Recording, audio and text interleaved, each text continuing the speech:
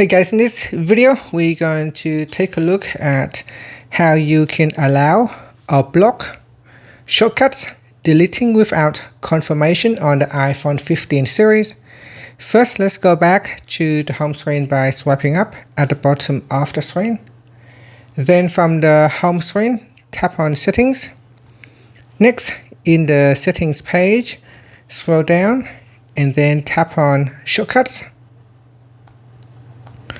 From here, tap on Advanced, then tap on Allow Deleting Without Confirmation for Shortcuts. Tap on the toggle button to switch that on, otherwise turn it off, so that when you try to delete something using shortcuts, it will ask for your confirmation. And that's it. After that, you can swipe up to go back to the home screen.